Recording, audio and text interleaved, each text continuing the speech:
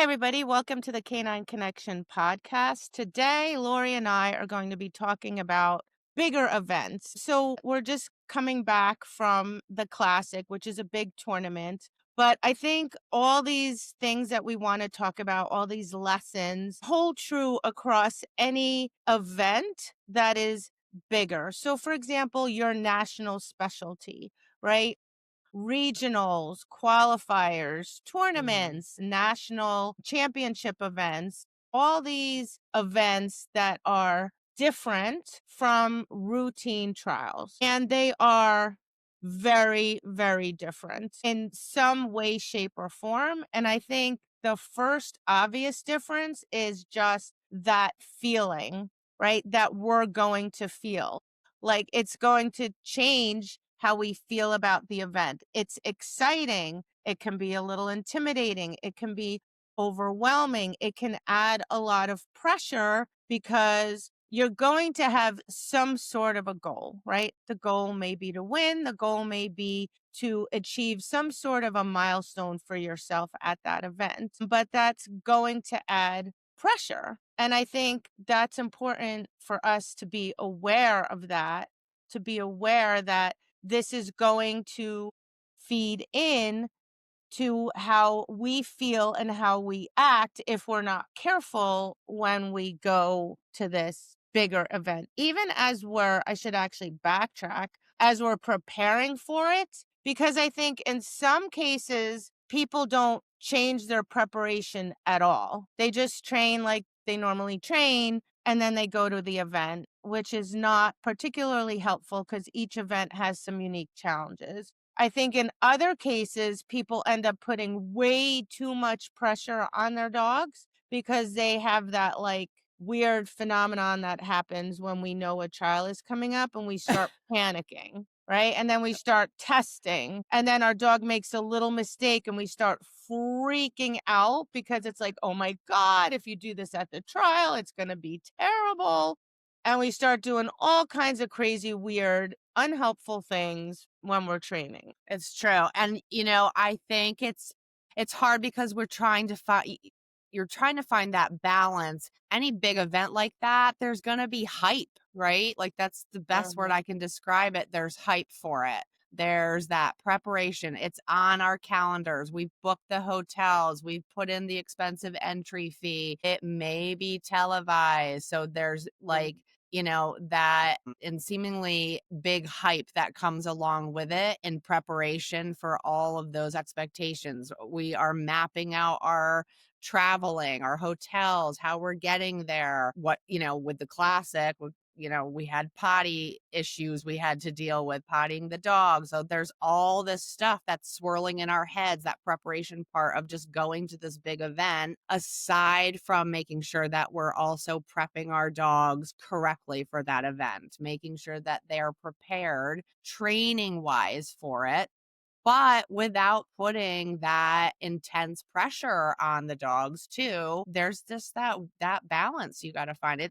It's difficult. It's really difficult. Well, I think you have to be like aware of it, right? And plan as much as you can Mhm. ahead of time.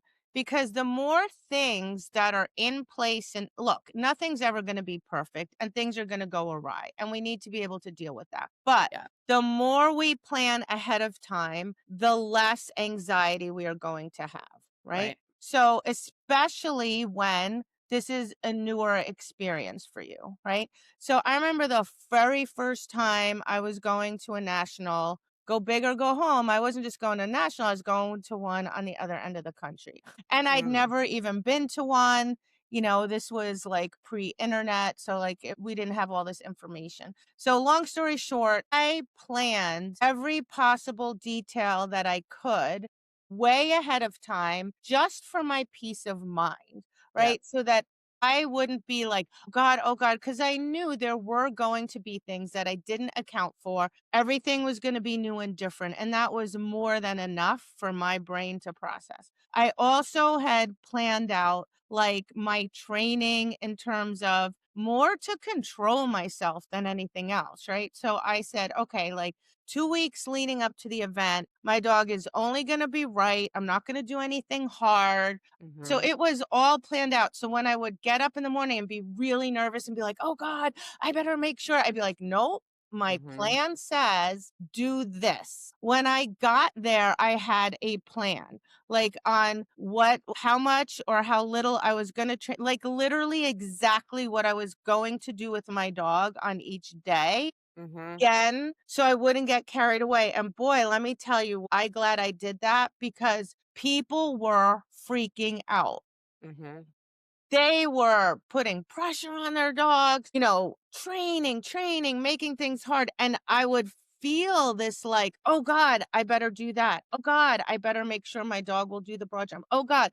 And then I would like pull out my notebook and go, do what the notebook says. Do what the notebook says. It's like, don't. Yeah, because we plan and we write it out, but there's something about when you like land at the freaking venue, you're in the venue, the bright lights are shining, everybody's there. You see people that's a big one too. Like you're seeing Mhm, people do like their different warm-up strategies and you're like, "Oh shit." There's like a little bit of doubt that creeps in, like mhm. where you're like, "Oh no, well maybe I should be doing that." Then I think that's a big thing. Like once you're there definitely all of a sudden like there's doubt creeping into your own plan that you you constructed. And that's something that happened to me like and we talked about I had my plan. It was in my head.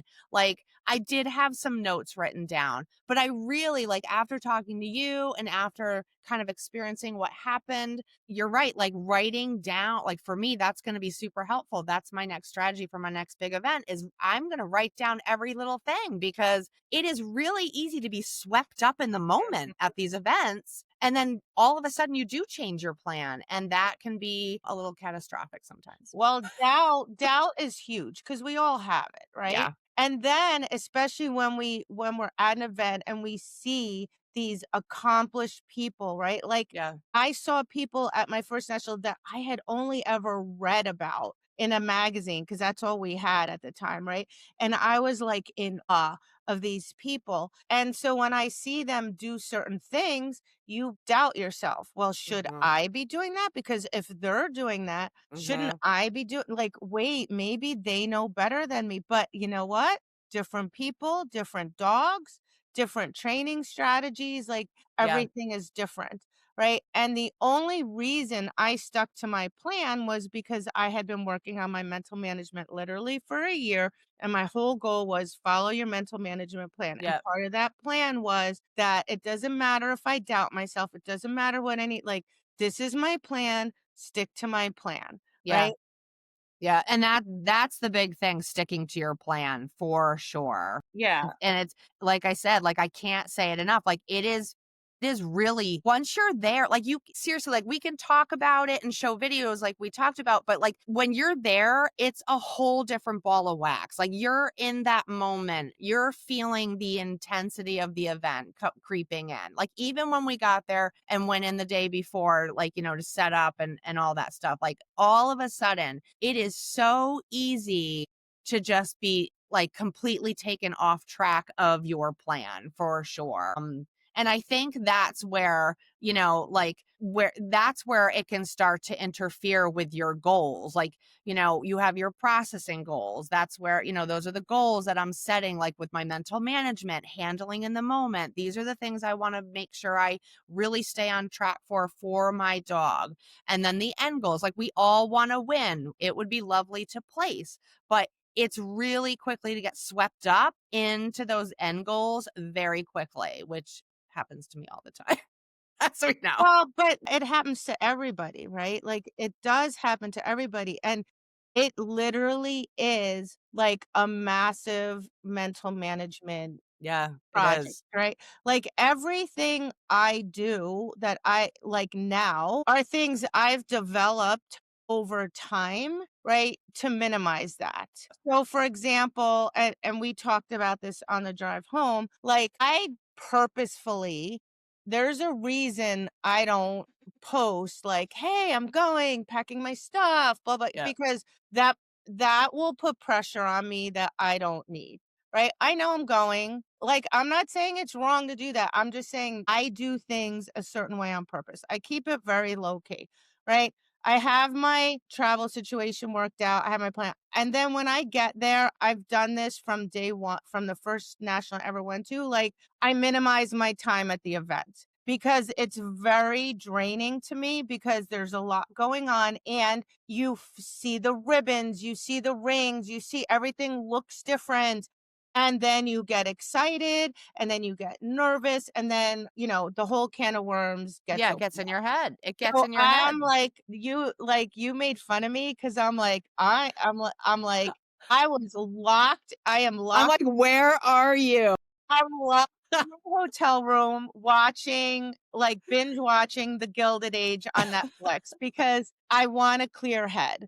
Like, and that's on purpose. Like, well, first of all, I'm mentally tired from the Yeah, travel, right? So yeah. I want to give my brain I just want my brain to relax. And I have a very busy brain. So I Mhm. have to do things like watch stuff. But at the same time, it's like, I don't want to be thinking about tomorrow and any of it, right? I just want to be well rested and have a clear head so Yeah, that I can get up the next day early, be clear headed, be fresh, do what I need to do. And all I'm going to do if I'm there is I'm just going to be draining my battery, right? right. And I'm going to be fighting my brain. And so, like, a lot of the things I do, like, as the tournament goes on, I never check the standings. So I don't go home at night or look at the board or whatever system they have. Like, I don't calculate, I do nothing. I just go, I think about what do I need to do the next day? Like, it's Right. that I'm like, I it's that simple for me, right?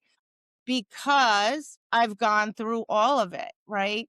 I've looked at the standings, put too much pressure on myself or well, and really on my dog. Like, I've Yeah, yeah, done all of that. I think that everybody has to figure out what works best for them. I think the first step is, if you're going to go to an event, is to do as much research as possible. Will you find out everything? No, because I'll tell you, I have told countless people about the classic, how hard that environment is. I can tell you in words, I can show you video. yeah. It is nothing like when you walk in those doors because it is an absolute zoo. It is. It is. It is. And it's so true. Like the videos do not do it justice. Like the noise level and just like the visual, like there's just motion everywhere. And I can't even like we had to potty our dogs. I mean, we had two ways to go. Both were not ideal. I just chose to go out the main entrance. I think you did too, Petra. But it was literally like how I described it was like trying to move myself and my dog through like a New York City subway station. Like it was I mobbed. And everybody, like, it's not casual. Like, just the energy in the place is fucking over the top. Like, everybody's on a mission, right? There's vendors, there's people trying to potty dogs, there's the public can come in, there's families, there's strollers. Like, it is insane. And it's there's confirmation, agility, rally, obedience. Did they have dock diving this year? I don't even know. I don't Doesn't know. even matter. It's just so for all sports, regardless of which venue you're showing in, you're all dealing with the same Yeah. massive chaos and the overhead announcer that is Oh. so loud that when it's going off, you can't hear a thing. No, you can't hear a thing. And those are things like that stuff. Like there, I think twice in my ring, that loud announcer went off. And like my judge put a pause on the class. Like those are just those unexpected things. And it was so loud. It was crazy. Yeah. So find out as much as you can so that you can prepare, right? Mhm. But be aware that there is a learning curve. Like you can't expect to go take a dog to its first big event, tournament and yourself, right? And that everything's going to go well and you're going to come out on top. Maybe, you know, but I think what happens a lot, and I think this was one of the primary reasons I wanted to do this like emergency episode Yeah. was that people get really disappointed, Mhm. you know, and in their performance, in the dog, you know, and I remember I think it was last year, year before, because I know obedience runs are, some of them are televised, and that people were going on social media saying, Oh, like, "Aren't yeah. these dogs even trained? Like, they're terrible," whatever. So, first and foremost, if you're not there, you have no right to say anything, alright? So, we're not even gonna listen to you. But my dogs are prepared and have gone there and done horrible, if you go according to, results, right? Because it's so challenging there. And some people prepare to the best of their ability, but they're still new. So when they go there, they don't even know that, oh, I should have prepared my dog for this. So I was watching a dog, it was working beautifully, a novice. And just as she was halting, someone in another ring yelled something down or something, whatever. And that dog was like, wait, what? It thought, was I supposed to be listening to that? And then it went like, wait, that wasn't my mother. And then it sat. So it sat late, right? And someone's like, "Oh, the dog, like, stopped paying attention." No, no, no, no, no, no. That dog was trying really hard, right? That dog was distracted. And I guarantee that that handler didn't even know because of lack of experience, right? That in training, which is something we do because we know, Right. right? Is we'll be healing along and someone will yell, down, Yeah. no, it. So how do you even know to proof for that? So no, Right. that's not the dog's fault, right? And that shouldn't take away from that dog's overall performance. Like, sure, maybe that error cost them, let's say, a placement, but it was still overall a really beautiful performance in an extremely difficult environment. Right. So I think people have to respect how unbelievably difficult it is for the dogs to perform in these venues, regardless of what the discipline is. And then understand that a lot of the mistakes the dogs are making are the result of this venue being challenging, extra challenging, and perhaps you not being the same Mhm. because this is a bigger event, right? Right. Right. Because we change, we act different, we get nervous, we're slightly distracted by the environment. We're looking, we're listening, we're like, oh, this ring's being filmed, whatever the case, we're thinking about other things. And our dogs can read that. For And sure. then they're going to go, what is happening? Right? Right. And they're gonna struggle. So I think it's really important. We should, first of all, always remember that we're extremely fortunate to be there. So, your dog qualified, right? Your dog met the criteria to go. That's an accomplishment. B, there are people that can't go because they can't afford it, because they can't get time off from work, Yeah. because they have other responsibilities. Maybe because they have health issues, maybe their dog has a health issue. So just the fact that you're there, Mhm. you should be really feel good about and be grateful about. And then when you're not in the ring, you should be learning, right? You should be sitting down and saying, okay, like, what are the challenges here? What do I need to work on when I get home? Write them Right. down because you're going to forget, right? Right. Maybe watch some teams that are experienced. How are they handling it? Are they doing anything different? Maybe I can learn something from their handling outside the ring, in the ring. I'm not saying change your plan, but I'm saying use it as an opportunity to learn. I see too many people walking around between their run, complaining about this, complaining about that, disappointed in their dog, unhappy about this, unhappy about that. It is what it is in that moment in time, right? Get Totally. something out of it. Learn Yeah. from it. I wrote things down that I was like, "Oh gosh, like I'm not sure I remembered to, I think at one point I was sitting down to watch a ring and they put the spectator chairs were like 2 feet from the They ring. were. And I was like, "Oh, this is really close. Like, I don't know about this." So then I'm careful when I'm looking in the ring, never to be making direct eye contact with the dog, right? Because I'm like, "Oh God, I don't want to mess the dog up." But then the dogs were doing the article pile was only a few feet in from the ring gate, and dogs were running towards the article pile, straight, like basically looking at us, at Yeah. the spectators facing. Yeah. And I'm going, "Oh God, this is really hard." Mhm. So that's the kind of stuff I'm thinking about.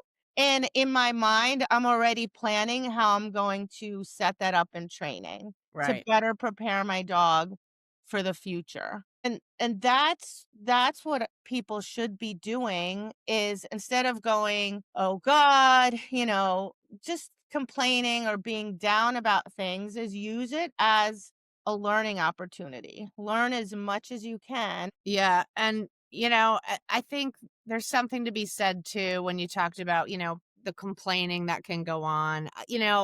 That I try to avoid talking to a lot of people because I find that people we all get nervous and people like to start sharing their like worries and their doubts of their performance or things that went wrong in the performance. Like they want to talk to people about it. Like that's what I find. Like it's rarely like constructive conversation at trials, about like, collaborative training, methods. It's usually when someone's approaching me, it's like a quick hello. And then I'm telling you, it's always ends up being like, I don't know.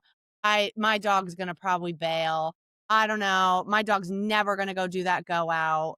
Like, and instead, like, that's, I think, a big thing is like, yeah, we're gonna get there. That's where we talked, when I first said like there's doubts that creep into your mind. It's part of that mental game is like, why are you there in the first place? Like I was telling Petra, like, and she said the same thing. Like, even when they do the national anthem, I try to keep the whole freaking thing in perspective. Like, I get really choked up. Like, I get like emotional because I am like freaking lucky standing there knowing I've got people in my life who are struggling with either like intense medical issues, cancer. Their dog just got diagnosed with cancer. They lost their job. They can't make the trip. Like, whatever the reason is, like, we are freaking lucky to be able to be there, like with our dogs. Like, I really try to keep that in perspective. And then, yeah, there's disappointments. If things go wrong, there's a pretty good chance things could go wrong. It is so hard. But what are your takeaways going to be? Like, what is your, what are you going to take away from this event, regardless of your outcome? Even if you win it, what are you taking away? Because there's lessons to be learned, right? Mhm.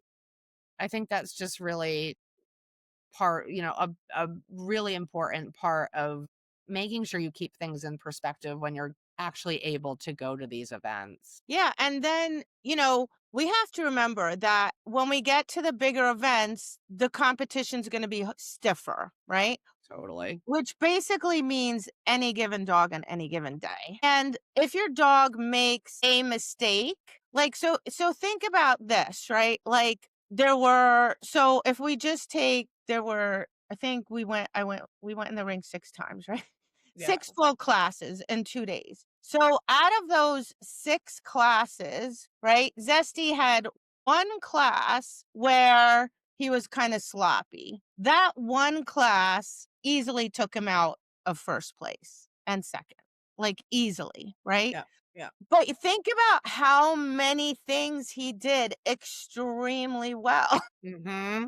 Yeah. Right?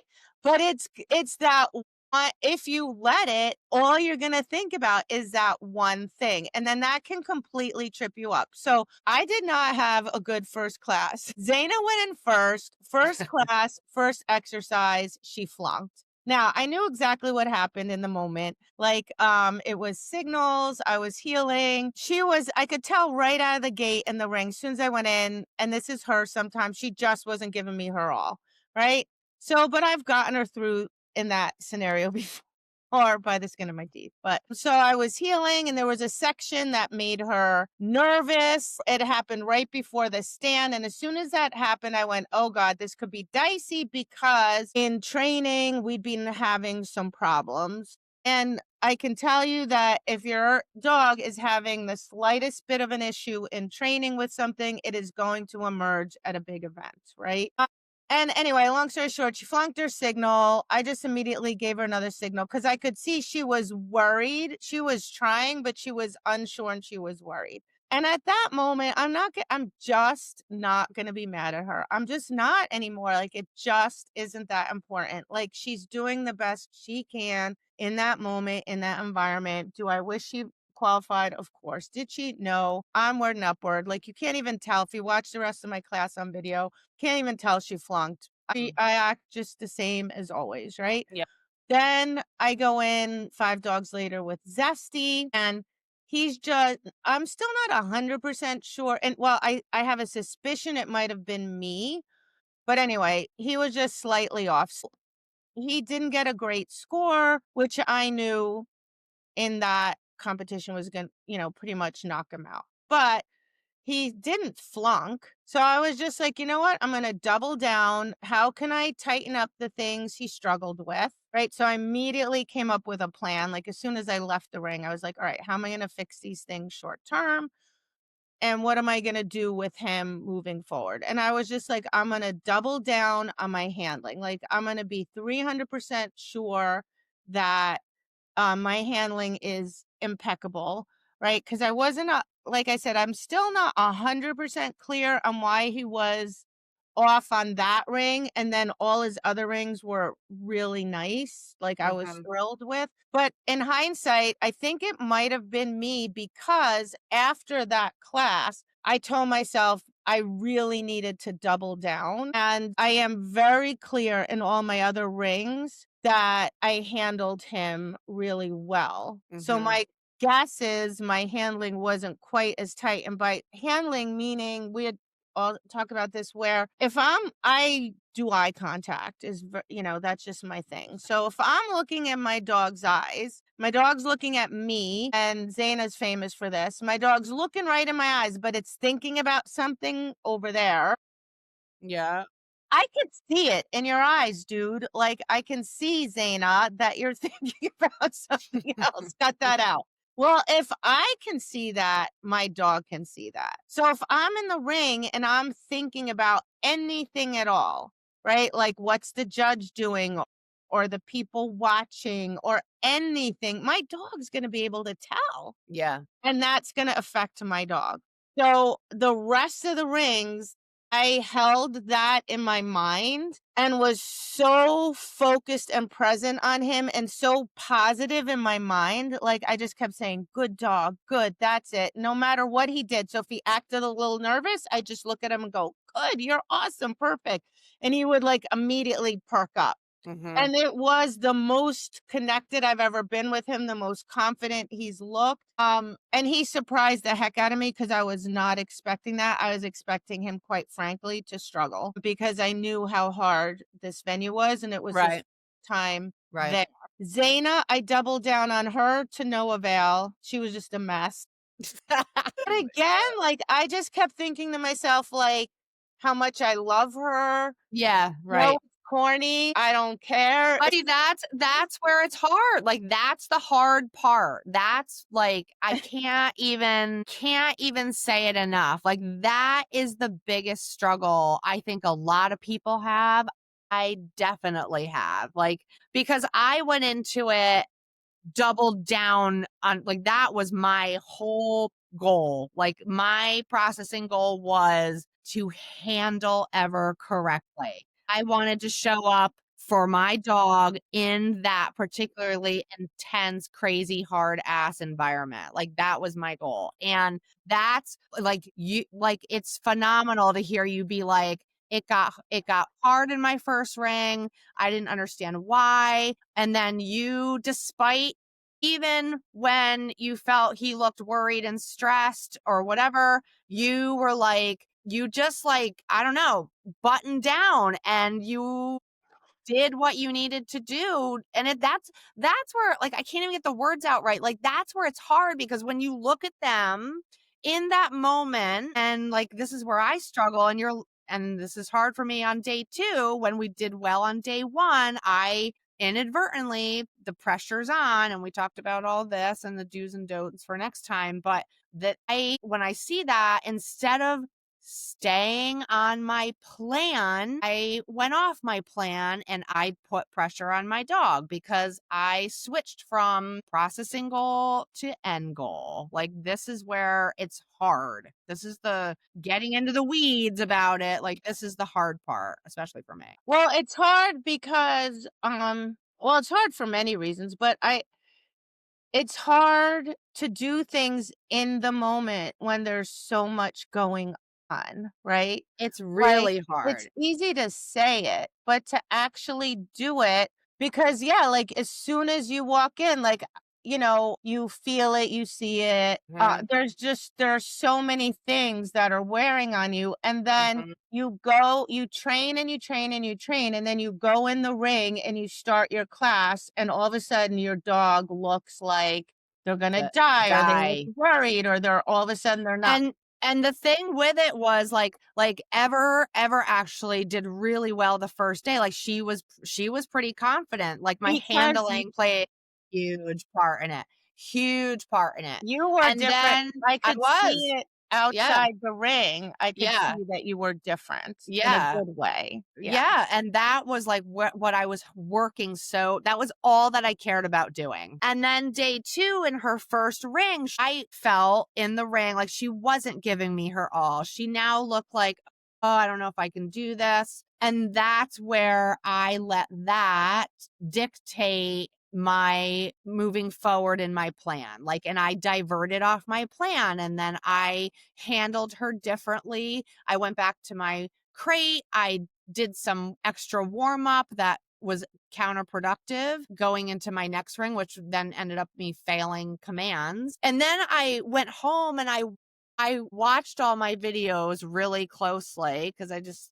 needed to like sit down and really watch them without any distractions. And that day 1 ring, I'm watching it and I'm like waiting to see her start to look sucky. And I'm like, oh my God, like, she doesn't even look sucky. Like, she actually, like, there were times where, like, yeah, maybe she looked a little worried on a second of her transition, but then she bounced into her setup. And I'm like, you're a fucking idiot, Lori. Like, this is where I beat myself up. This is the hard part. Like, this is where this is what I'm personally working on, is that being in the moment and handling on the fly.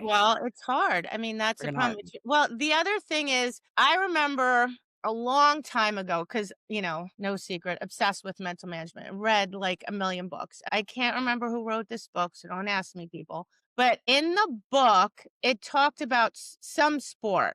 I don't remember which sport. Let's pretend it's basketball, right? Football, whatever. And they went through all the statistics, and the people that they consider clutch players, right? That do extremely well when the games are on the line, like playoffs, finals, whatever, right? How good are they really? So when they would look at their statistics in those big events, they're actually worse than their statistics during the season. Everyone's are worse. They're just less bad than everyone else. And I Mhm. remember listening to that and being like, that, and it really helped me tremendously, because my dog is not going to perform in these environments the way it will perform in my yard or even at a local trial, Right. because they're harder. So Right. I just changed my expectation, right? I stopped going in and going, God,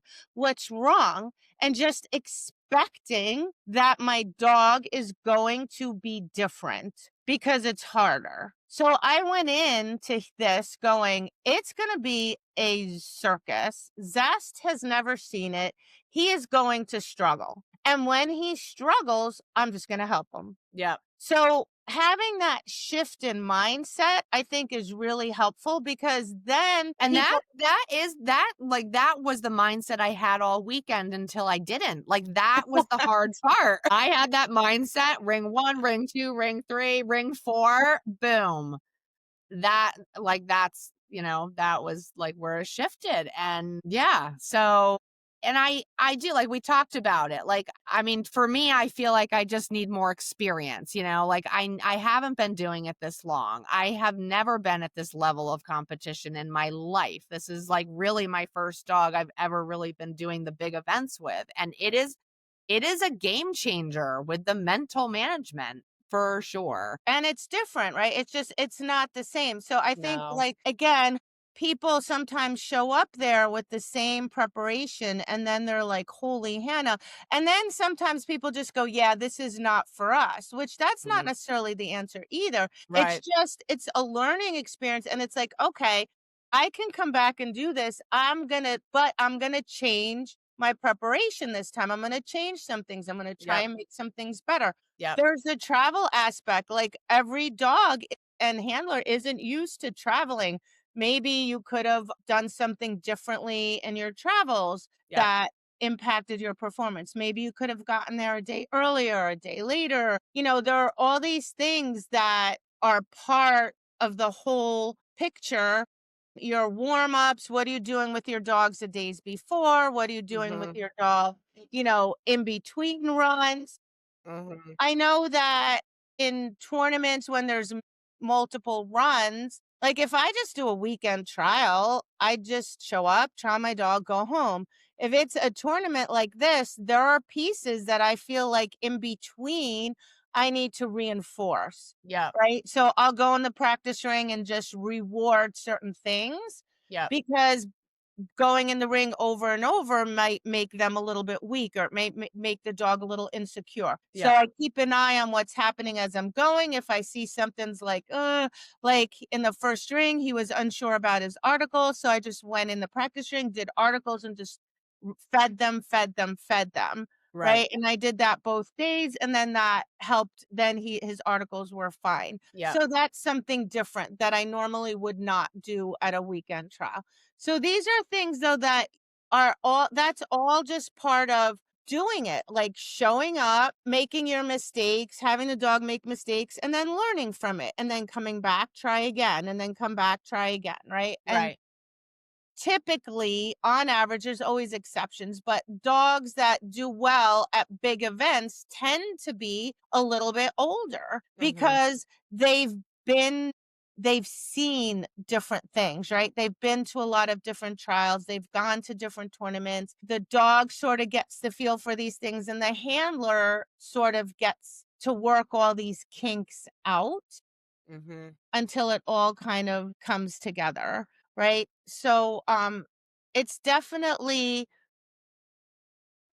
it's definitely very unique when you can't compare it to an average No. competition, and that's regardless of what sport you do, right? And there are gonna be things that happen, like, in agility, someone was telling me, like, the camera was really close. Yeah. There are different things are gonna happen that you or your dog are not used to seeing, and it may mess you up, and it may not, right? Right. But it's just part of the process, and that's what we always need to come back to, and remember. Like, you can turn it into something negative, or you can turn it into a huge learning opportunity and into something that inspires you and motivates you Right. and makes you go home and go, oh, I can't wait to work on this stuff, right? And it should again be a situation where you're counting your blessings and being grateful for the opportunity. And we have to I do want to mention, like, all the volunteers, like all those stewards, sorry people, they don't get paid. That's a Correct. huge chunk of time, and people travel to these things where they're volunteering their time. The judges, trust me, they are not earning a plush living by judging these events for us and flying in and volunteering. It's basically, trust me, it's basically a volunteer thing Right. on your part. And they were amazing. Like, first of all, we talked about like how loud it was. Every single judge, and I showed under 6 of them out of the Mhm. 8, Mhm. made a real effort to be loud so that we could hear them. Like, I remember being in one ring and it was and the judge was like, "Right turn." And I'm like, "Oh, she's really making sure." And I really appreciate that. Like, they were really understanding. When, like you said, with the one judge, you said she held up, had given my article to the judge and the overhead thing goes off.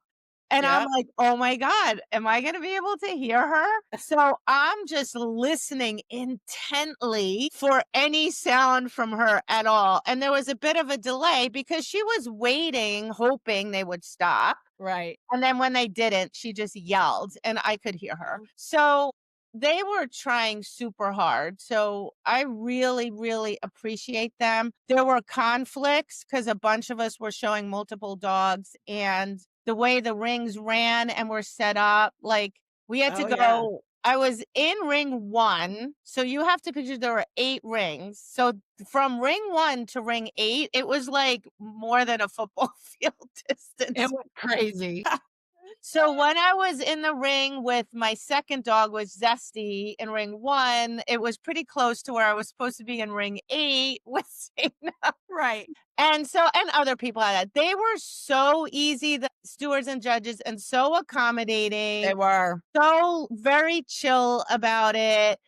Uh, so when we really appreciate that because, everybody's nervous, everybody's tense. I'm always very careful about managing myself so that I'm not going up to the steward and going, "I'm supposed to be in the other ring," and that because then it's gonna come across as being shitty, Yeah, right? totally.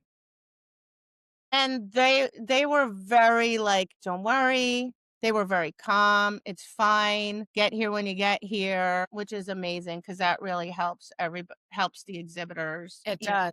It does. um And people have to remember too, like, I don't know if, I have stewarded before. I have been table steward. I've been a ring steward. It takes a lot, and people get annoyed by them because sometimes they forget or they're a little late doing something. You need to it takes a lot of focus and concentration to stay on task because you have all these people trying to talk to you at once all the time, and you're managing keeping things straight, whatever task you're doing as a steward. It actually, like, this is why I tell people that you need to steward because it's not an easy job. So really you do need to appreciate and be very kind and be patient.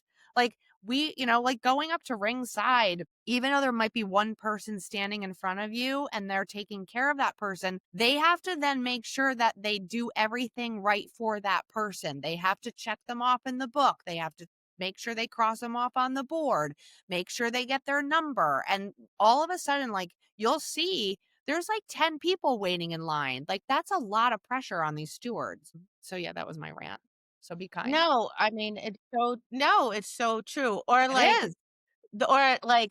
And they're at a national event. Like, they know the they feel the responsibility. pressure. Yeah. Yes. Yes, they do. The judges feel the pressure. They don't wanna make mistakes. They don't wanna mess anybody up.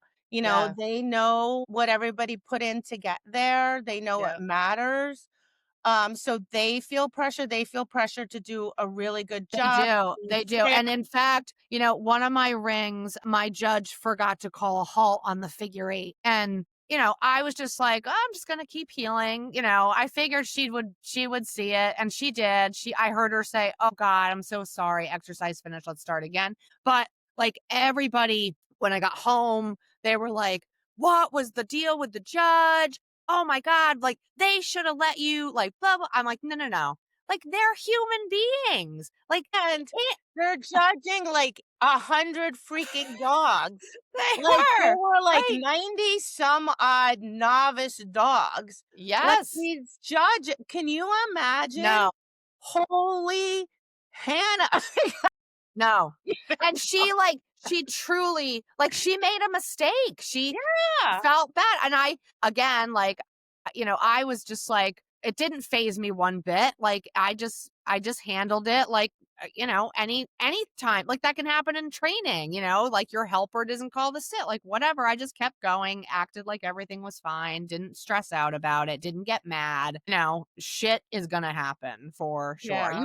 And that's the thing. Like there's things you're not going to be able to control. You can't control the judges. You can't control the judging. You can't control the other exhibitors. You can't control the environment, right? So what can you control? Ourselves, right? Which is, it's hard, but Yeah. that's the variable that we can control. Be Yeah, nice. we have to just learn to just chill a little bit and be a Yeah, little more forgiving because, like, stuff's gonna totally. happen.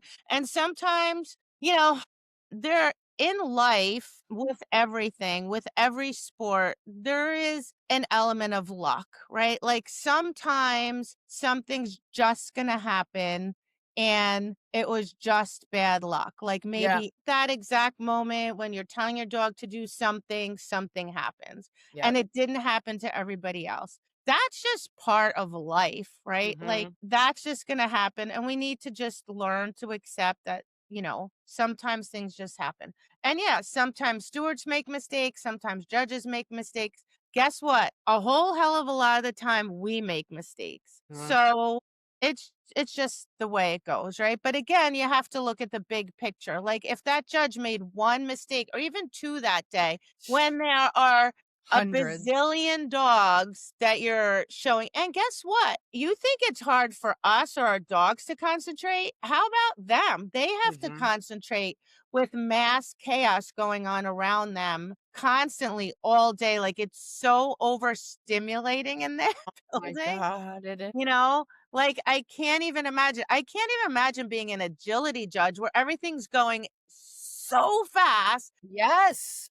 Agility in general is loud. Now you're in this crazy environment and you have to make these split second decisions. Second. It's just insanity. So everybody needs to, like, really remember to just Mhm. have a broader perspective and that every single person that's involved is human, right? And just like the AKC, like, look, like, I'll be the first to say, like, I don't complain about walking things and carrying things and whatever, but this, I must have walked 8,000 between, like, the potty area not being where it usually is and so on. But you know what?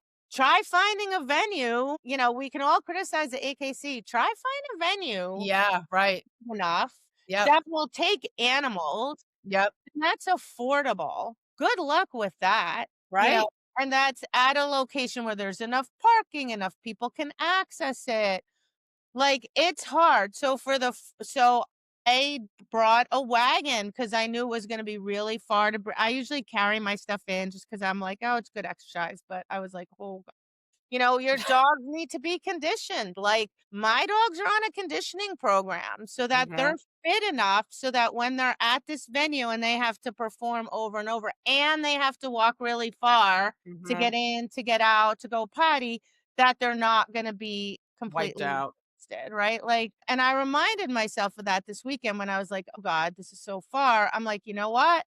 They're super fit. Like, they Right. couldn't be more fit. So they'll be Right. fine. And I rested them leading up to it. So, there's so many factors involved. We have to, and if we just keep complaining, then guess what? They're going to stop having the events, like was what happened at Westminster for obedience, because everybody complains and then they don't have. Well, that's the thing, right? And I heard a lot of that. You're like, "Oh, I'm not coming back. This is crazy, blah blah blah." And I like, I'm just a little different in that way. I'm like, "Well, I'm definitely coming back because I like a challenge, like I Mhm. rise to the challenge. Like I thought it was freaking fantastic. I thought, um yeah, and I had a lot of takeaways from it, like what I immediately was like, and we talked about it, like, what could we do differently next year that would be easier or better, that would be more helpful, like, which is, Yeah. what we want to do. Like, I get inspired and motivated, like you said, like, I think it's a prestigious, honorable event to be able to be invited to go to. And if I can do it, like, if I can afford to do it, if I can get the time to do it, I'm going, like, for sure. I thought it was freaking awesome. I loved it. Yeah, and I also loved so I wanna say a couple other things. One is, so what I thought was super fun watching is I saw a lot of non-traditional breeds, Oh, and yes. that was Yes. super fun. A Like, lot. and a Great Dane, I should have Yes. looked this up, but placed, like, 4th or 5th, and I think it was utility, doesn't even matter. First of all, I you think it go, was girl, that's all I have to say. I know. All Oh, these, kudos to everybody for going. First of all, novice, like 90 some odd people. my What? god. It was Good for crazy. every single person that came. Yep, So many non-traditional breeds. I love seeing that. yep. I And it saw was fun. fair We talked to a lot of novice people. That yeah. was fun sitting ringside and A watching fair amount of them. younger people, which I found super exciting. And you know what? For some of us older people, keep this in mind too with the being positive. You're setting an example for For these sure. people, and you want to be setting a good example, a positive and a welcoming example. You don't Right. want them to be like, oh God, why am I doing this sport? All Yeah, these people are intimidated. crazy. Yeah. So that was I thought, like, that what made me really happy, and I thought that was really encouraging to have young people, all these different breeds there. So many people came up to Lori and I and mentioned the podcast, so we just wanna say thank you. We appreciate all of you. That really meant a lot to us and is Yeah. really motivating because 'cause we're kinda just do this in a vacuum. It's just me and Yeah. Yeah, Lori. it was really cool. Like, that makes us feel good. Makes us feel good. So that was And yeah, so super thanks for all you guys that stopped by and just did a quick yeah. you know, Okay. check-in. We appreciated that. That was really good. I don't know, I think we might have touched on everything, I right? think we did. Yeah. I think we did. Yeah, so if there's big events, like you should go even if it's oh, I know what I wanted to mention. So even if it's your breed national, again, like so my training partner went to his and Mm. Yeah. drove all the way down to Florida from New Jersey, his breed national, and they didn't even have ring gates. So that's gonna happen. Sometimes it's like in a dirt arena, different smells. And for a lot of dogs, like non-traditional competition breeds, like those environments are hard, right? Super. Or dogs aren't used to that, seeing that picture or having that but again, it doesn't mean you shouldn't go. It doesn't mean it's a big, bad, negative thing. It's just information. If you know ahead of time, if you can find out what it's going to be like, go train for that. If you don't and it's a surprise, do the very best you can. So he was really worried and rightly so about the go out because there was no center stanchion. And you know what? His dog went straight. Yep. So it doesn't I think part of it is mental and part of it is like and if his dog didn't, then it didn't. Then you come back and you know that's something you need to train and prepare for. Right. But I think people should go. They should just understand that it is different. Use it as a learning opportunity.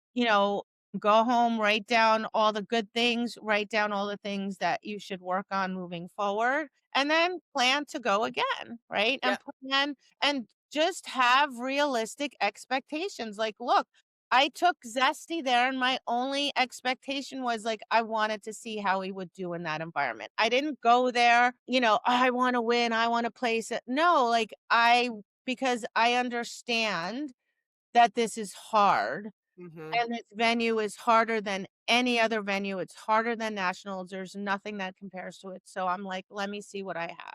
Right. Right. And then I'm going to take that back and then I'm going to work on that. So everything in life, it's just part of the process. It's part of the learning opportunity. Don't let something that disappointed you color the whole experience. Right. In a Right. negative light. Just, yeah, be positive, take something positive away. Yeah. Yeah. Anything else that I we think that's it. And congratulations to Zesty's 3rd place placement. Yeah, he He was shocked awesome. me. Yeah, I love him. He didn't shock me at all. He He did. brought I it. He was underestimate, awesome. I'm just like everybody else, right? Like I always underestimate. I'll Mm. never was it you or somebody was like I was like, "Well, at least I never have to worry that my ego's gonna get too big." Yeah. Never. I'm always, like, shocked, I'm always surprised, I'm always like, Aw. "I didn't think it was gonna go that well." But yeah, he's well, I think my handling was Well, better. I was gonna say, like, that's a combined that's between the 2 of you becoming, you know. Yeah, and he's more confident because training, like, he's had Yeah, that much more training. yeah, We've been working so much on resilience and confidence, which is something that we're gonna be talking about in future episodes. Because boy, is resilience yeah, important mhm, in these big events, and, like, how do you teach that? mhm, Like, some dogs are naturally genetically, yes, he's genetically more resilient, but it still needs to be taught. Like, yeah, for sure. and it's something you can teach your dogs and you can build and create and improve in your dog. So that's something we're going to be talking about Yeah, for sure. moving forward. But yeah, he's a really good boy. He tries super, super hard. And Zaina does too. Zaina is who she is, and she's doing the best she can on that day, whatever that day brings. That's right. Zaina style. In her mind, she's, like, brilliant every time, and that's Well, all that matters. that's right. I think all 3 of them, Ever, Zaina, and Zesty, I think, and I think we did we did a lot of prep. We've been doing tons of prep for these kinds of things, so I was And really it happy with pays off, Ever. it does pay It off. totally pays And off. like I said, overall, like, your first day, you did meet your goals. You were very, very different. You were way more relaxed. Yep, You handled her differently. And even I didn't see your first 2 rings on Sunday, but I saw your last ring. And on her last ring, she was struggling and yeah, you pulled her through that class. yeah, And, yep. for sure, you pulled her through that And class. you And I only said and that to that you afterwards. I was yeah, like, "You got her yeah, through," and that's not easy, right? When your dog is struggling and relying on us, for right. us to know they're struggling and hold it together and get them through Yeah, well, is extremely that hard. was my big win because after I had changed my handling and went into ring whatever it was, the class that we failed, then I was able to be able to switch back and be able to handle her correctly and pull her through, even despite, the obvious, you can't help but have disappointment when you have an Right. NQ. But I was able to flip it and stay on my mental game, be able to switch back and be able so that was a huge win for me, Yeah, like, and huge. that's hard because a lot of people, when things go awry, just kinda go like, "Ugh, Fuck, yeah, whatever," and then they throw it all out the window, and yeah, I'm kinda like even with Zaina, like, she flunked, she's not gonna place, right? mhm, So then it's like, "Why am I even here?" Well, because I'm here, and I'm still gonna do the very best I can, and I'm yeah, still gonna, get it together with her and be like, "All right, woman, let's go and do the best we can in all the other rings," right? And again, just do takeaway, like, what do I need to work on? What do I need to work on when I get home to fix these issues to make it better next time, right, right? yeah, And that's what people need to learn. It's not like all or nothing. It's just like sometimes things happen. You just keep doing your best. Like you yep, just keep doing your best because it's a learning opportunity. Because from when you went in that last ring, like you learned from that. It's going to be in your memory bank, right? Look, yep, even when she's struggling, I can get her through. right, So everything is valuable, right, so we should give it our best throughout the event, no matter what. Be objective, take positives out of it, and then go home, improve what you can, and come back and try again next. yep, All perfect. right. So awesome. Thanks everybody as always for listening. Thank you. We always forget to say this, we're supposed to. If you It's really helpful if you like or put just a quick positive comment in Apple, Spotify, YouTube. It helps spread the word about the episodes to other people out Yeah, there that potentially could maybe benefit. yeah, And all right, we appreciate all of you. Thank you so much for listening, and we'll see you next time. thank you. Bye. Bye.